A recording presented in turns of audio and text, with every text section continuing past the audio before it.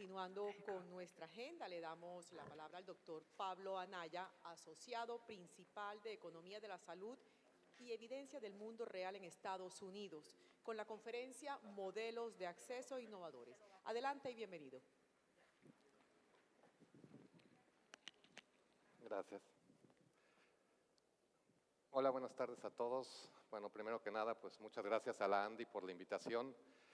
Mi nombre es Pablo Anaya, como ya mencionaron, trabajo actualmente en IQVIA en Estados Unidos y bueno, llevo 8 años trabajando para IQVIA. Antes de eso trabajé para la industria farmacéutica en diferentes empresas y todos estos trabajos han sido relacionados a economía de la salud y acceso. Entonces, bueno, vamos a hablar hoy justo del tema que ya se ha venido tratando a lo largo del día, que es esquemas innovadores de acceso o de riesgos compartidos.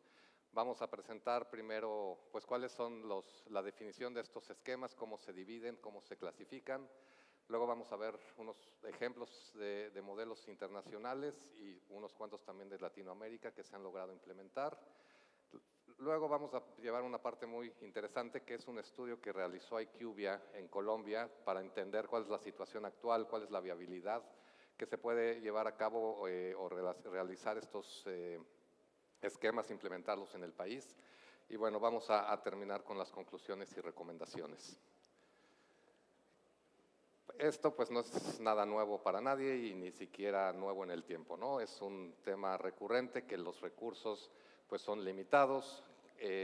Tal vez lo que ha venido cambiando a lo largo del tiempo es que la innovación está empezando a llegar a una velocidad incremental muy fuerte, pero que todos estos productos innovadores que llegan a áreas de especialidad muy específica, pues también por lo tanto llegan con unos costos muy altos. Y el sistema de salud tiene que responder a estos medicamentos porque finalmente pues debe haber un acceso a la innovación para todos los pacientes que requieren este tipo de tratamientos. Entonces, tenemos diferentes acuerdos de contratación, ¿no? Los tradicionales, los que todo el mundo ubica, donde básicamente es la transacción de la cajita del vial, el pagador cubre el costo y el riesgo, tanto económico como clínico, queda 100% del lado del pagador. No hay nada diferente. Evalúan los medicamentos en relación a los estudios clínicos aleatorizados, normalmente fase 3, aunque bueno, como se ha venido mencionando también durante el día, ya también se cuenta con medicamentos aprobados solo con estudios fase 2, lo cual limita al pagador entender cuáles son los riesgos de estos productos y los beneficios esperados. Pero bueno, finalmente esa es la información que tiene el pagador y el pagador se queda con todo el riesgo a la hora de pagar. El tema innovador, que pues todo el mundo también sabe, lo ha venido como buscando, es compartir estos riesgos, que no solo queden del lado del pagador, sino de los diferentes actores del sistema de salud, los proveedores, el pagador, el laboratorio, que estos riesgos se repartan y además también llega el momento en que se minimicen o al menos se conozcan en más detalle cuáles son los resultados reales en el mundo del día a día, ¿no? Entonces, bueno, ¿cuáles son estos riesgos que se buscan minimizar? Es la incertidumbre principalmente el problema, ¿no? Hay que entender la efectividad del medicamento, nuevamente más allá de un estudio fase 2 que limita en el tiempo, que muchas veces no tiene un brazo comparador. Entonces, pues necesitamos saber cómo va a funcionar ese medicamento en el día a día. Y aún contando con el fase 3, en general estos estudios no incluyen un porcentaje muy grande de población latinoamericana y particularmente colombiana, pues tampoco, ¿no? O sea, de los países individuales de Latinoamérica se incluyen poblaciones o muestras pequeñas. Entender a más detalle la seguridad del medicamento, igual no quedarnos solamente con los estudios clínicos. Y otro tema que se vuelve interesante es la eficacia comparada con otros productos que actualmente están en el mercado. Por razones de tiempo en la investigación, muchas veces salen los nuevos productos sin tener un estudio clínico comparado con los otros productos que pueden estar en el mercado. Y esto se debe pues a los tiempos de la innovación, ¿no? O sea, los nuevos productos normalmente no se incluyen hasta que están aprobados y muchas veces la innovación va en paralelo. Entonces tenemos productos que salen al mercado que están comparados o contra tratamientos ya viejos o incluso todavía contra placebo. Entonces no conocemos, de los dos innovadores que salieron más o menos al mismo tiempo, no tenemos un head-to-head clínico. Se hacen comparaciones indirectas, ajustadas, se hacen diferentes análisis matemáticos, pero al final de cuentas no sabemos cuál es realmente el beneficio de uno comparado contra el otro o si son iguales. Y esto se vuelve muy importante poderlo identificar en un día a día. Entonces aquí nuevamente esta es una incertidumbre muy grande para todos los actores de salud, pero muchas veces la responsabilidad de esta incertidumbre cae más en el pagador que en nadie más. Y bueno, obviamente la relación de costo-efectividad que se usa en muchos países para la toma de decisiones de reembolsar o no reembolsar un medicamento, pero esta va cambiando con el tiempo, porque si tenemos datos de la vida real y va cambiando el tema de los datos que tenemos de la seguridad y va cambiando los resultados clínicos, porque vamos actualizando estos valores a lo largo del tiempo, obviamente la razón de costo-efectividad puede ir cambiando y el interés de aumentar el reembolso o de controlarlo por parte de los pagadores también puede ir cambiando. ¿Cuáles son las tres principales categorías de estos esquemas de riesgo compartido? La primera es acuerdos basados en desarrollo de evidencia. Aquí hay una modalidad, pues, que sin querer sí se ha venido haciendo en diferentes países, que es lograr acceso a través de la investigación de un estudio clínico. Entonces, este acceso normalmente es patrocinado por la industria farmacéutica. Este no tiene un costo para el país o no tiene un costo para los pagadores, porque es el interés del laboratorio realizar esta investigación y por lo tanto reclutar pacientes con la enfermedad, y los pacientes que entran a estos protocolos de investigación pues se benefician de un estudio clínico aleatorizado o no aleatorizado, ¿no? Pero bueno, existe obviamente la otra modalidad, que es una vez terminado el estudio clínico de aprobación, ya sea fase 2 o fase 3, continuar con un estudio observacional nuevamente para entender qué es lo que pasa en el día a día, o por lo menos para saber cuál es el resultado clínico en el largo plazo de estos pacientes. Porque pues hay diferentes patologías, ¿no? Obviamente tal vez un oncológico de metastásico, segunda, tercera línea, pues lamentablemente el resultado, el desenlace final lo vamos a conocer pronto, pero un paciente diabético pues necesitamos conocer el detalle del seguimiento durante muchos años más, porque es una enfermedad crónica de muchos años.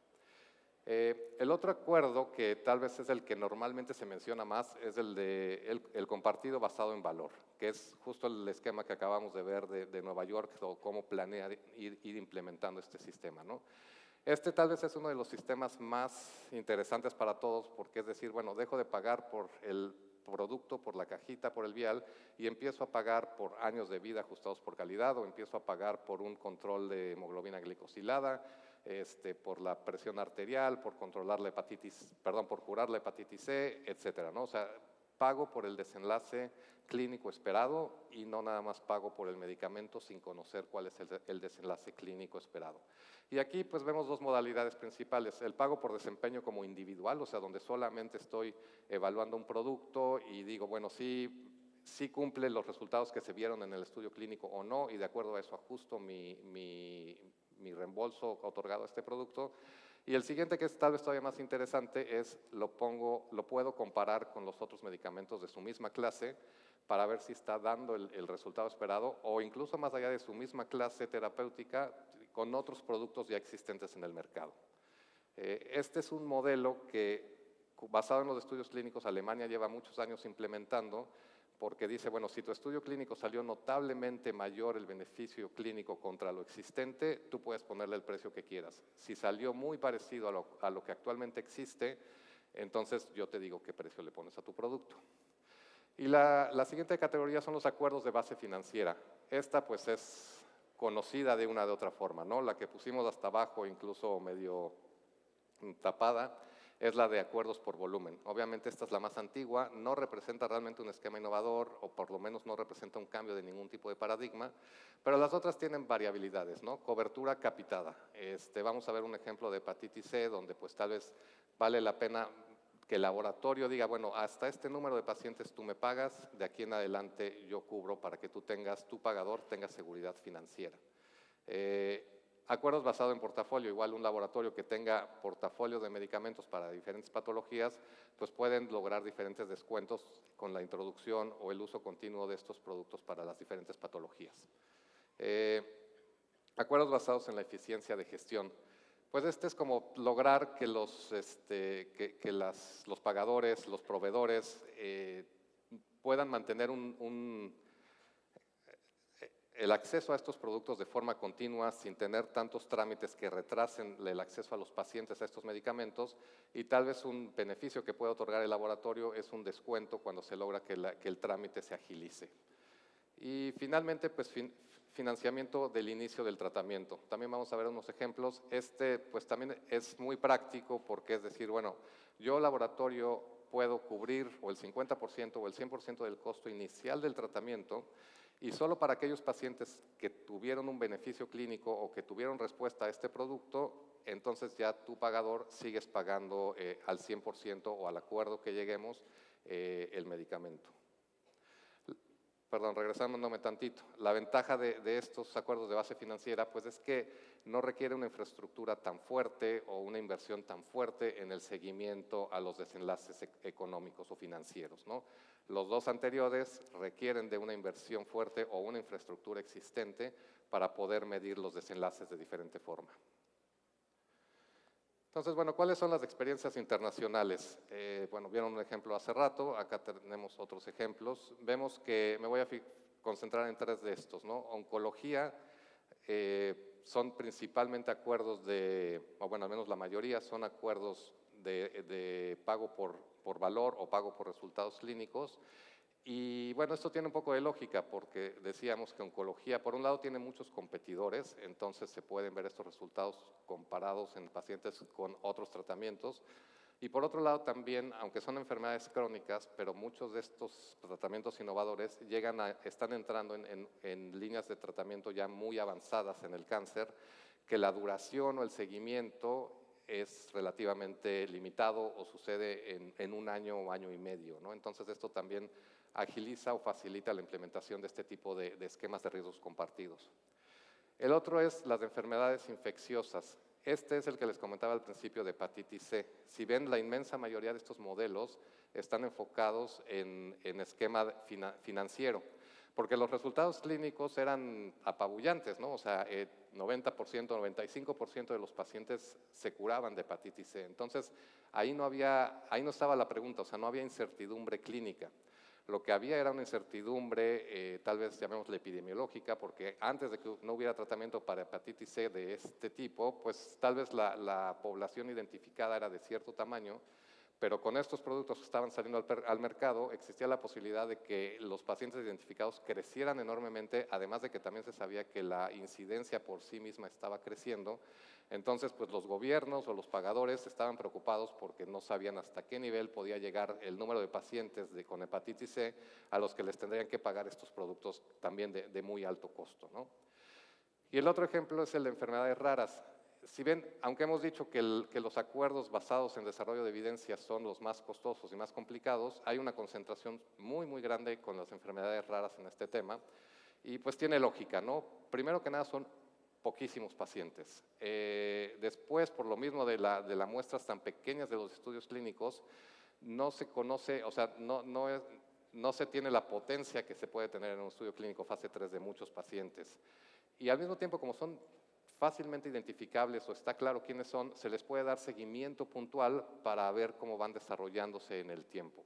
Porque el otro tema también es que los estudios clínicos pues, son de corto seguimiento, y si se cuenta con un estudio de muchísimo más largo plazo, pues se puede ir evaluando estos resultados, ¿no? No se diga que también empiezan a llegar estos tratamientos genéticos a las enfermedades raras, donde pues es one shot y ya.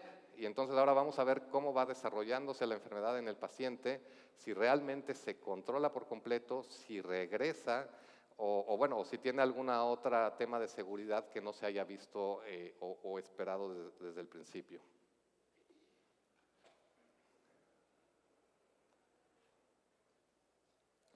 Aquí vemos países donde se han implementado este tipo de esquemas de riesgo compartido. Vemos que se concentra muy fuerte en Europa, Estados Unidos, Canadá.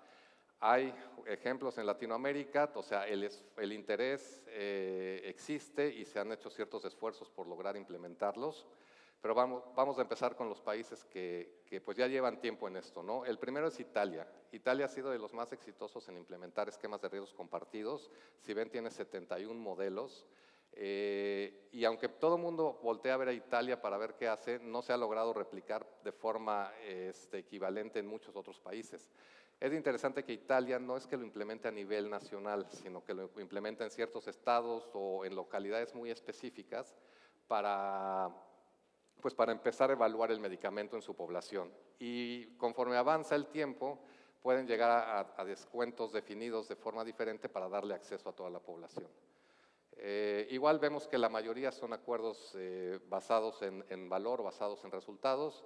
Estados Unidos ha ido aumentando el número de estos casos de forma muy importante en los últimos años. Si ven, ya tiene 64 y también ahí la inmensa mayoría basados en valor. Ahorita vamos a platicar de un ejemplo de este. Luego tenemos al Reino Unido, que por mucho tiempo fue como una concentración de los esquemas de riesgo compartido del Reino Unido.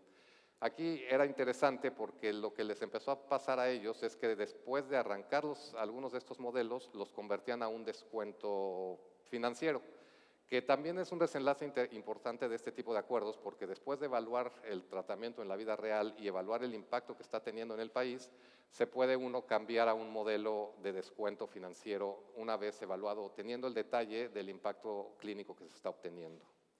Y bueno, los otros países tienen menos ejemplos, pero también vemos que, salvo Australia, hay una concentración en esquemas basados en valor. Y aquí 3 ejemplos. Uno de Estados Unidos. Merck con Januvia decidió hacer un acuerdo con Aetna, que es uno de los pagadores más grandes de Estados Unidos, para los pacientes con diabetes tipo 2. Y bueno, obviamente el desenlace pues es el típico, ¿no? Paciente controlado cuya hemoglobina glicosilada mantiene ciertos niveles de valor. Si los pacientes lo mantienen, entonces el pago pues es al 100%. Si no lo mantienen, hay un reembolso del laboratorio al pagador. Y también lo interesante es que no solo quedaba del lado del pagador, ¿no? O sea, el laboratorio también podía tener pues esquemas como disease management o al menos definitivamente una intervención que pudiera facilitarle al paciente el poder realmente tener adherencia al tratamiento y de esta forma pues controlar sus niveles de hemoglobina glicosilada. Este ejemplo fue muy sonado en Estados Unidos y salieron publicaciones y los que lo echaron a andar pues también comentaban que uno de los grandes retos era, y lo vamos a ver con las conclusiones de Colombia, era la confianza entre los actores. O sea, que los datos que se estaban midiendo pudieran ambas partes estar de acuerdo y contentos con eso que se estaba midiendo para entonces pues definir el porcentaje del descuento basado en estos resultados, ¿no? Italia, para una enfermedad ultra rara, igual, o sea, mantuvo, ¿cómo se llama? Bueno, tenía el estudio basado en desempeño, pero igual, ¿no? Un monitoreo continuo a estos pacientes para ver cómo iban respondiendo al medicamento. Y bueno, o sea, con esto igual, empezó en una comunidad, una ciudad pequeña. Cabe decir que parece que como 10 pacientes de este tipo en Europa, entonces pues agarraban a todos los pacientes de Italia, los concentraban en esta ciudad, e igual, o sea, seguimiento, y entonces había un descuento o un reembolso del laboratorio al gobierno italiano, dependiendo del resultado que se fuera viendo en los pacientes. Alemania, para leucemia, Novartis ofreció en Alemania en particular un poco el mismo esquema, ¿no? O sea, para leucemia que ya había, que los pacientes habían fallado una primera línea de tratamiento y estaban por una segunda línea de tratamiento o tercera incluso, si sobrevivían cierto tiempo, entonces el pago al laboratorio era del 100% y si no, había un reembolso al pagador o al gobierno. Y además este esquema con diferentes detalles, pero sirvió para implementar, para dar acceso al medicamento a España, a Francia, al Reino Unido. Entonces Novartis, a través de este esquema con diferentes ajustes adecuados a cada país, logró acceso mucho más rápido. Este es un esquema totalmente diferente. Aquí lo que le llaman es un modelo de suscripción.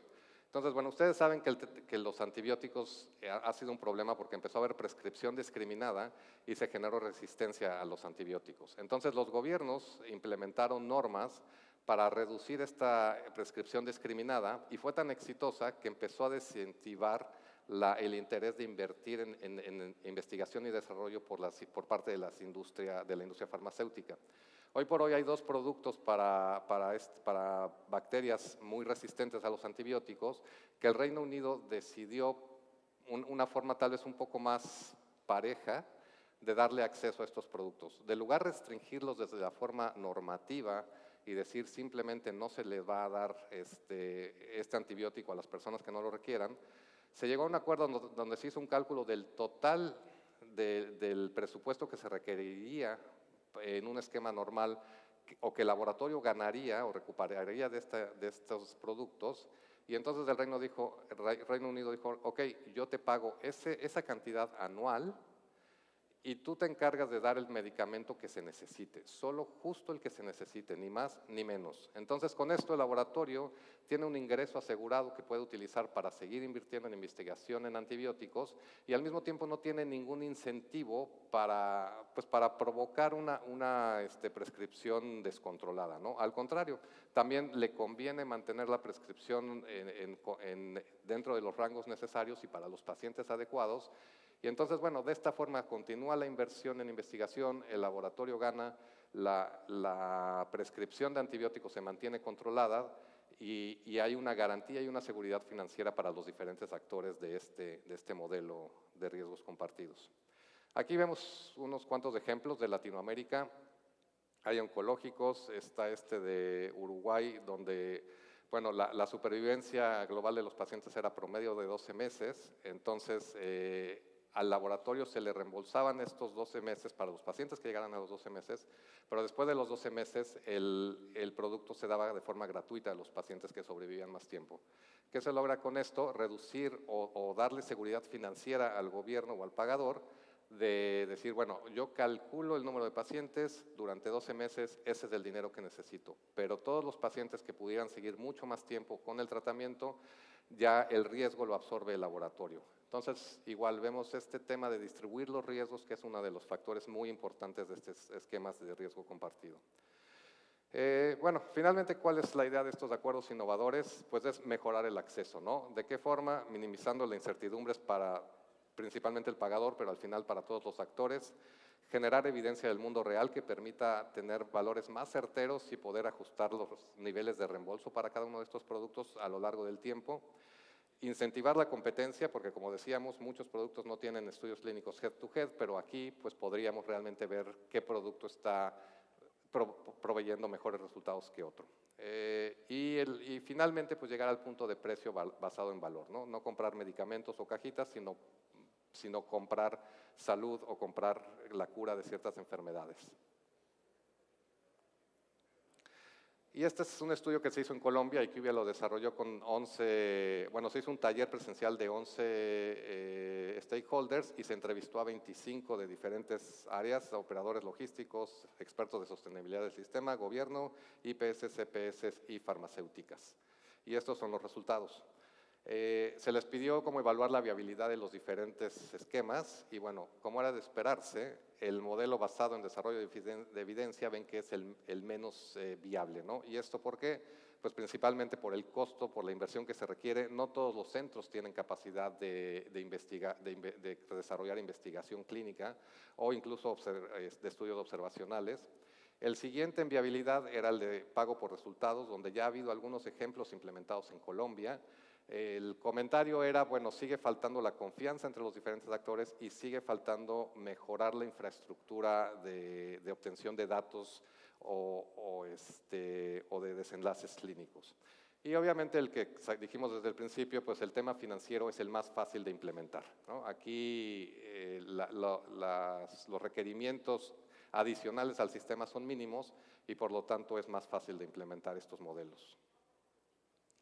Hay mucho interés, o sea, el interés existe en implementar estos modelos, tal vez para dar mayor acceso a los pacientes, para reducir los riesgos en los diferentes actores, Pero bueno, ven que obviamente hay situaciones que ya es fácil o que se ha logrado avanzar en Colombia, como es que finalmente Colombia tiene uno de los mejores sistemas de información a nivel latinoamericano. Obviamente están dentro de cada EPS, dentro de cada IPS, y tal vez aquí el reto, que también lo mencionan, es justamente encontrar la forma de compartir esos datos, de transparentarlos sin poner en riesgo, o bueno, manteniendo la anonimización de los pacientes. Entonces, bueno, vemos que ahí está mucho del reto, pero bueno, y también pues que finalmente hay instituciones en Colombia que han desarrollado mucho la capacidad de investigación. Pero nuevamente pues se necesita que esto crezca a muchos lugares de Colombia y no se concentre nada más en unos cuantos. Aún así, si ven, es interesante que el nivel de preparación pues está cerca del verde, ¿no? O sea, sí Colombia tiene varios aspectos que lo tienen como a un paso de poder ser exitoso en la implementación de este tipo de modelos. Y como parte de los comentarios de estas personas entrevistadas, pues es que igual, ¿no? Estos modelos ni son para todas las enfermedades, ni es para el país entero, no es convertir todo lo que se tiene ahorita a este tipo de modelos. Y comentaron que las áreas donde se podrían beneficiar más pues son las enfermedades raras, todo el pipeline que viene en camino y definitivamente oncología, por ser un área de muchos productos donde hay mucha competencia y donde pues igual la medición es bastante clara de todos los desenlaces clínicos. Como comentamos en las dos slides anterior, ¿qué vieron ellos como uno de los factores o las barreras que se presentan más fuerte, ¿no? Uno es la falta de confianza entre los diferentes actores. Yo creo que tiene mucha lógica, pero bueno, finalmente hay que encontrar el camino que ayude a disminuir esta falta de confianza entre los diferentes actores. Falta de conocimiento y entrenamiento, ¿no? Esto es un poco como el huevo y la gallina, o sea, pues no lo implementan porque no hay conocimiento y obviamente pues no hay conocimiento porque no se implementa. Entonces, bueno, aquí es un reto muy grande para el país para lograr pasar estos dos obstáculos. Identificaron otros dos, que son la resistencia al cambio, ¿no? Y pues, o sea, implementar este tipo de modelos definitivamente no es fácil, requiere la interacción de muchas personas, incluso como dijeron en la presentación pasada, tal vez requiere de diferentes perfiles que se empiecen laborales que se empiecen a incorporar a estas instituciones, ya sea del lado de los pagadores, ya sea del lado del laboratorio, de los proveedores de servicios o en las tres, ¿no? Se requieren tal vez nuevos perfiles que conozcan más de minería de datos, que conozcan más de cómo tenerlos implementados en las diferentes instituciones y poderlos utilizar para evaluar los resultados en el largo plazo. Y bueno, finalmente de la mano el tema de deficiencia de la infraestructura de datos y manejo de la información. Nuevamente, sabemos que Colombia es uno de los países más avanzados en este tema, le falta nada más tal vez dar el siguiente gran paso donde pueda haber forma de compartir los datos, donde pueda haber terceros explotando los datos de los pagadores y entonces esto empezaría a crear una riqueza inmensa en información clínica que ayudaría mucho a la implementación de este tipo de esquemas. En particular, hablaron tal vez de posibles soluciones para los dos primeros, que es la falta de confianza. Pues, si no hay un marco político que regule esto, pues nos mantenemos en el tema de confianza, de tal vez un contrato individual entre dos partes, pero entonces hay que desarrollar ese contrato que realmente puede ser algo complicado. Y si existiera un marco político general, pues tal vez facilitaría que diferentes actores en diferentes áreas, tal vez incluso algunos no esperadas, arranquen con este esquema con estos modelos o algunos tipos de ejemplos, ¿no? O planes pilotos, que es como dice aquí, que esperarían que el primer paso sea generar estos planes pilotos para que vaya creciendo a todo lo largo del país. Y pues la transparencia de datos, creo que ya la repetí bastantes veces, es un tema importante y obviamente pues la claridad y definición de los resultados clínicos y además la actividad de cada actor, ¿no? O sea, quién es el que va a medir los resultados clínicos, quién los va a evaluar y quién va a definir cuáles son los descuentos que se van a obtener, etcétera. Y el falta de conocimiento y entrenamiento, bueno, pues foros como este ayudan a esparcir la idea. Foros más específicos podrían ayudar a entrar en detalle de todo lo que se requiere para implementar alguno de estos esquemas de riesgo compartido y obviamente pues la exposición a otros cursos internacionales donde se plantea la metodología o paso a paso de cómo se pueden implementar este tipo de modelos. Y bueno, finalmente, ¿no? Empezando con las conclusiones. Los requerimientos mínimos pues son los siguientes, ¿no? O sea, el financiamiento del acuerdo. ¿Quién va a incurrir con los costos cuando estamos hablando de un estudio clínico? ¿Quién va a pagar el estudio clínico cuando estamos, o un estudio observacional? Cuando estamos hablando de la medición del desempeño, la infraestructura con la que se cuenta hoy en día es suficiente, se requiere infraestructura extra, y si se requiere infraestructura extra, ¿quién la va a pagar? Igual la toma de decisiones, ¿no? O sea, ahí entran los médicos en una forma muy importante, porque los desenlaces tienen que ser medidos de forma exacta para entonces poder tomar decisiones de si el paciente ya progresó, si el paciente está por arriba de los niveles de hemoglobina glicosilada deseados, etcétera, ¿no? Y quién las va a tomar. Y que eso incluya la medición de los desenlaces apropiados, la definición adecuada de estos, y pues que igual la implementación tenga un costo aceptable o por lo menos se conozca quién la va a pagar o cómo se van a repartir esos costos. Y también un horizonte temporal realista, ¿no? Este es muy importante porque volvemos a lo mismo, oncología puede tener horizontes temporales relativamente cortos, hepatitis es un horizonte temporal muy largo y un tema de hepatitis C pues es un horizonte temporal rápidamente medible y sencillo de implementar. Entonces, bueno, a manera de conclusiones, ¿cuáles son los beneficios al país? Pues obviamente un mayor acceso a los productos innovadores a los pacientes, la reducción del riesgo y de la incertidumbre a los diferentes actores, un pago más justo por el desenlace en salud. Entonces, esto ayuda a negociar precios entre las diferentes partes, entre los diferentes actores. ¿Cuáles son las barreras a superar? Ya lo dijimos, la confianza, la infraestructura existente. Entonces, parece que Colombia ya ha hecho esfuerzos, está en buen momento para superar estas barreras, pero obviamente hay que seguir empujando este tema para que puedan empezar a verse los beneficios de la implementación de este tipo de sistemas, ¿no?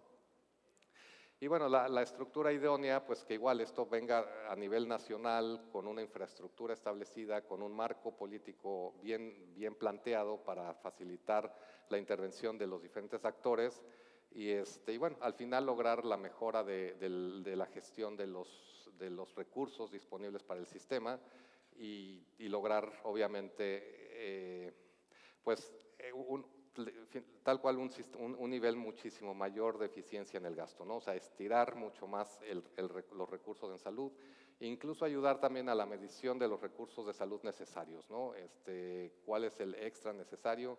O si con lo que se tiene se puede llegar a niveles de eficiencia que incremente 10-15% el acceso a los pacientes. Y pues con esto concluyo mi plática. Muchas gracias por el tiempo de estar aquí.